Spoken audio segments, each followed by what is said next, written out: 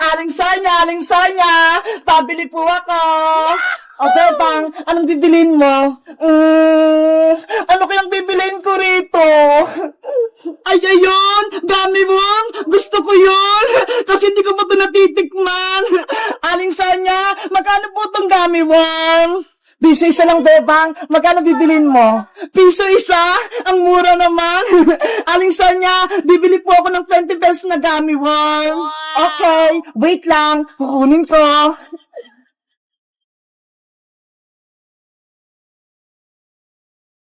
One, two, three, four, five, 6, 18, 19, 20. O, ito, Bebang, 20 pirasong gummy worm to, Salamat pa. Ito po yung bayad ko. Salamat din. Wow! Ang lambot naman itong gummy worm na to. Panigurado masarap to. Bebang, ano yung hawak mo? Bayang, bumili ako ng gummy worm. Eto ho, ang cute. Mukhang masarap. Ano? Bumili ka ng gummy worm? Hindi mo ba alam? Hindi nakakain yan. Hala, bakit naman, Boyong? Masarap nga daw to eh. Kasi, ang gummy worm, gawa sa pinatuyong uod. Yung anak ng paru-paro, kahapon nga may nakita ako eh. Totoo ba? Sa Caterpillar gawa yung gummy worm? Oo, tignan mo, mukhang uod yung hawak mong gummy worm. Oo nga no, kawawa naman sila. Hindi na nga lang din ako kakain ng gummy worm. Ang maganda mong gawin, ibigay mo sa akin yan, Bebang. Bakit mo naman kukunin, Boyong? Siguro, ikaw yung gustong kumain ito. Hindi hindi nga ako kumakain yan eh. Eh anong gagawin mo rito sa gummy worm? Itatapon ko rin sa sapa para wala nang makakain yan. Ganun ba? O sige, ikaw na magtapon nito, Boyong. Okay. Naisang ko si Bebang, napaniwala ko siya, nagawa sa udong gummy worm. Hindi niya alam, kakainin ko to. May binubulong ka ba, Boyong? Parang may sinasabi ka dyan Ay, wala, Bebang. Ang sabi ko, itatapon ko na to. O sige na, aalis na ako.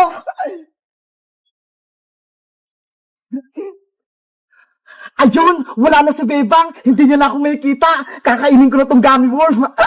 Hi, Bayang Butike! Akala mo, mautakan mo si Bebang, Princess, anong ginagawa mo dyan? Pinagmamasdan kita. Kanina pa, kakainin mo pa yung gummy worm ni Bebang, Ang sama mo talaga. Princess, huwag kang maingay. Niloloko ko lang si Bebang para hindi niya kainin tong gummy worm niya. Tignan mo, binigay niya sa akin to. Gusto mo, maghati tayo?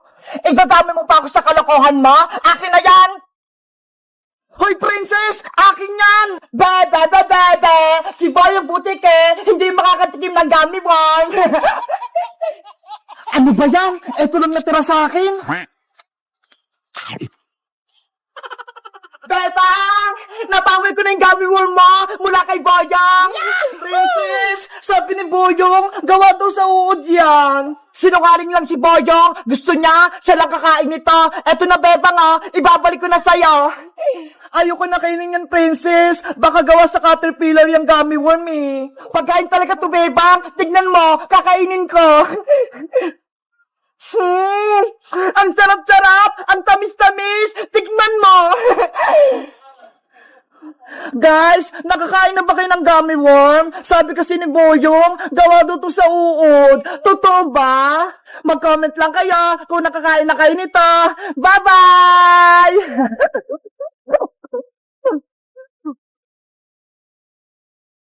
Luto-lutuan, maliwanag ang buwan. Wala sa likod, wala sa harap. Pagbilang kong 3, nakaluto na ako. Princess anak, nakaluto ka na ba? Hindi pa, Punay. Hindi pa luto yung kanin natin. Bilisan mo naman dyan magluto. Kanina pa ako gutom eh. Opo, malapit na po to. Konting halo na lang. Pagtapos mo naman magluto, mag-igib ka ng tubig para makaligo na ako. Ano ba yan, Bebang? Ang dami mong utos. Pagod na nga ako dito eh. Nagreklamo ka ba, Princess? Diba? Maglalaro nga tayo ng bahay-bahayan. Ako yung nanay at ikaw naman yung anak ko. Eh kasi, lagi mo akong inutusan eh. Magpalit na lang kaya tayo. Ako yung nanay mo. Hindi naman sa'yo bagay, Princess, yung nanay eh. Kasi, wala kang ngipin. Kaya dapat, ikaw yung anak. Ano ba yan? Tingnan mo nga, malaki na yung tiyan ko. Tapos malapit na akong mga anak. Kaya bagay sa akin yung nanay. Wow. O sige na, papayag na ako. Ikaw na yung nanay, Bebang. Basta, bibigyan mo ako mamayang pera pambiling pagkain, ha? Sige. Ano, Princess? Luto na ba yung ulam natin? Apo, Nay. Luto na po to. Magsasandok na lang po ako ng pagkain natin.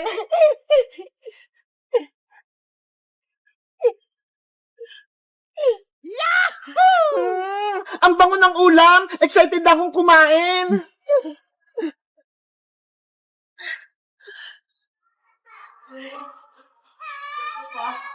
Eto na po na ya. Ay, ang galing mo na magluto, Princess. Pinakbit yung ulam natin. Nagluto rin po ako dito, Nay. Adobong manok. Ito ho. Wow, ang sarap niyan. Tara, kumain na tayo, Princess. Sige pa, kain na po tayo.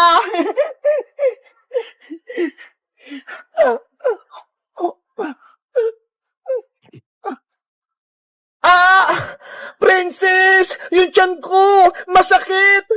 Nanay! Ano po nangyari sa inyo? Princess! Mga anak na ata ako! Lalabas na yung kapatid mo! Yay! Magkakaroon na akong kapatid na baby! Huwag ka munang masaya! Tulungan mo ko! Ano pong gagawin ko, Nay? Hindi ko po alam! Tawagin mo si Maring Iska! Siya yung magpapanak sa akin! Sige po, Nay! Alis na po ako! Aray! Yung tiyan ko! Princess! Bilisan mo! Aling Iska! Ayok po si nanay! Malapit na po siyang mga anak! Maring Bebang! Okay ka lang ba? Maring Iska! Mga anak na ata ko! Tulungan mo ko! Wait lang! Antayin mo ako! Relax ka lang, Mari! Humingi ka ng malalim! Ngayon, umiri ka ng malakas! 1, 2, 3, ire! Nanay ko! Kaya mo yan! Sige pa, Bebang! Lakasan mo!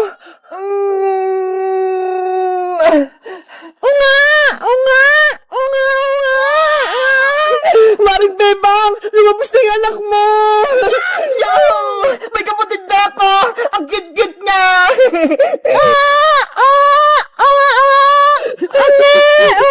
Maring Bebang!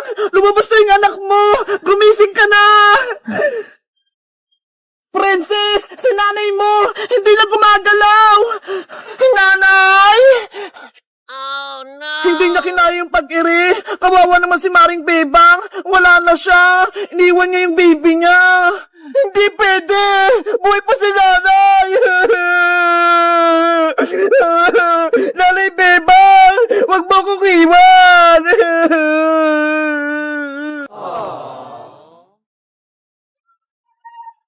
Manong Tanod, halika na po rito. Nabuksan po namin yung pinto nila, Bebang. Saka nahuli na po namin si Maria. Nandun po siya sa loob.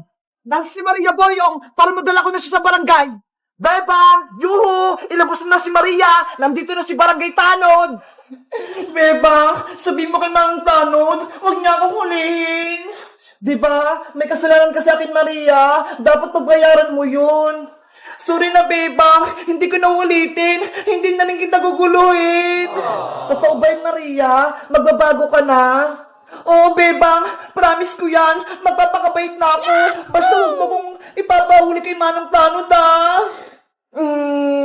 Pag-iisipan ko pa. Bebang, ilabas mo na si Maria. Bebang, kinakabahan ako. Wait lang, Maria. Manong Tanod, Boyong, may sasabihin ako sa inyo. Ano yun, Bebang? Pasensya na po, pero hindi ko na po ipapabarangay si Maria. Ano? Bakit? Sabi kasi ni Maria, magbabago na siya, kaya naawa ako. Magpapakabait na daw siya, hindi niya na ako aawayin. Opo, Manong Tanod, hindi na po ako gagawa ng masama. Huwag niyo na po akong ulihin. Ay, aba, parang di naman yan totoo. Biglang bumait si Maria. Kaya nga, nagsisinungaling lang yung bebang, dapat ulihin siya. Kasi po, Manong Tanod, naisip ko, wala po akong kasama rito sa bahay. Wala si nanay, tapos wala rin si Tita Margaret. Kaya kami na lang ni Maria yung may iwan. Kaya wag niyo na po siyang hulihin. Wag niyo na po ako ipabarangay. Pangako ko po, magpapakabait na po ako. O siya, hindi ka na namin hulihin, Maria.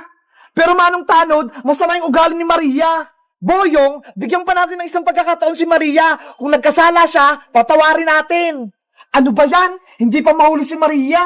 Manong Tanod, ibig sabihin, hindi niyo na puhulihin si Maria? Oo, Bebang, hindi na namin dadalhin si Maria sa barangay, pero babantayan pa rin namin siya. Kung gagawa siya ng kasalanan, yari siya sa amin. Thank you po, Manong Tanod! Kay Bebang ka magpasalamat, kasi pinatawad ka niya. Thank you, Bebang! Pangako, magbabago na ako. Tutulungan kita sa gawaing bahay, tapos ituturing kitang kapatid. Mabuti kung ganun, Maria. Magiging masaya tayo dito. O siya, Bebang Maria, aalis na ako. Mag-iingat kayo rito. Mag-iikot pa ako sa barangay.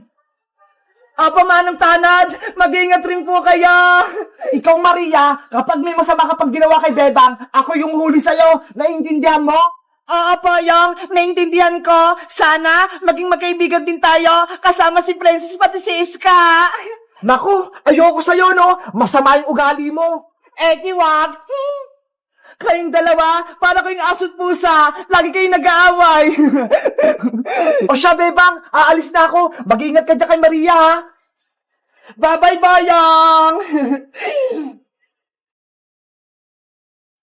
May tumatawag! Sino kaya yun? Ako lang sasagot, Bebang! Hello? Sino po sila? Maria, si Mami mo to. Mami, kamusta ka? Namimiss kita! May sasabihin ako sa'yo. Makakalabas na ako ng barangay. Babalik ako sa bahay nila, Bebang. Antayin mo ako dyan. Oh, no. Talaga po, Mami? Uwi na po kayo rito! Humanda si Bebang sa pagbabalik ko. Papay na. Papay po, Mami. Ingat po kayo pa uwi. Maria, sino yung tumawag? Wala yung Bebang. Wrong number lang. Hindi ko yung kilala. Ganun ba? Siguro na mali lang yung dial nyo ng number.